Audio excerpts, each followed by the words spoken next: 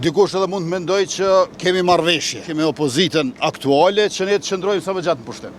Por ju siguroj që kjo nuk është e vërtet. Unë kam propozuar, por nuk është respektuar, nuk është përfillur madje një gjë e tillë, sepse atje jam njëri nga 48 deputetët e subjektit fitues, kaq.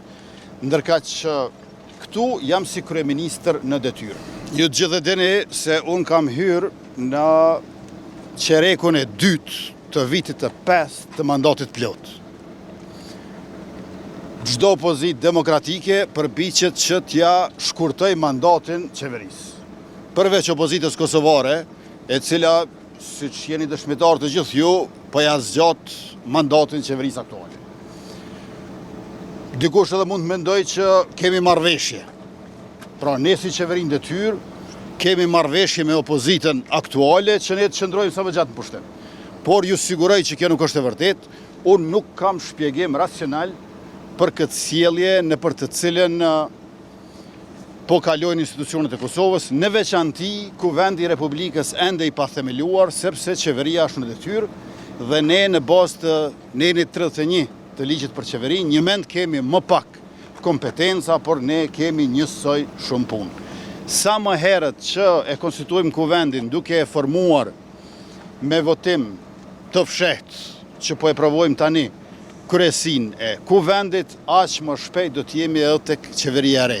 Në ndërkohë që nuk ka qeveri të re, kurti 3, ka qeveri në detyrë, pra kurti 2.5.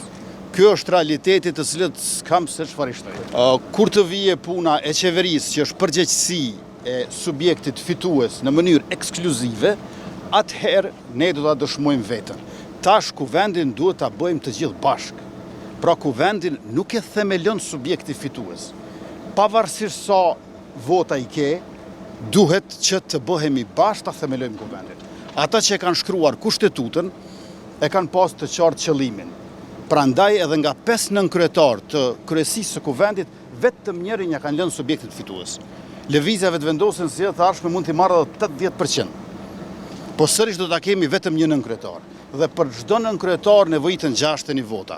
Andaj, unë kam propozuar, por nuk është respektuar, nuk është përfillur madje një gjë e tillë, të ulemi bashkë dhe në paket t'i votojmë nënkryetarët e Kuvendit edhe të kalojmë tek ato 15 ditë kur duhet të formohet qeveria me mua si mandatar dhe kur unë duhet ta dëshmoj veten e opozita e ka shansën të më testoj. Me datën 1 maj, unë jam përpjekur që të bëj marrëveshje për votim në paket të kryesisë së Kuvendit. Kryetarja e vetëvendosjes, nënkryetari i vetëvendosjes, nënkryetari i PDK-s dhe nënkryetari i LDK-s. Mandej do t'i kishim edhe 2 pakicave. Por nuk erdh kryetari i LDK-s në takim dhe do duhej që të ishim të 3 aty. Mua mu tha që duhet të kemi marrëveshje politike, jo marrëveshje për procedurë. Ofrova bisedime për koalicion qeveritar LDK-s. U refuzua shumë ashpër. Kur nuk duan as marrëveshje për procedurë për themelin të Kuvendit, as marrëveshje politike për formim të qeverisë që në fakt është hapi i radhës, jo i pari, atje çfarë të bëjon? Unë po e kryej obligimin tim duke mos munguar në asnjë vazhdim seance.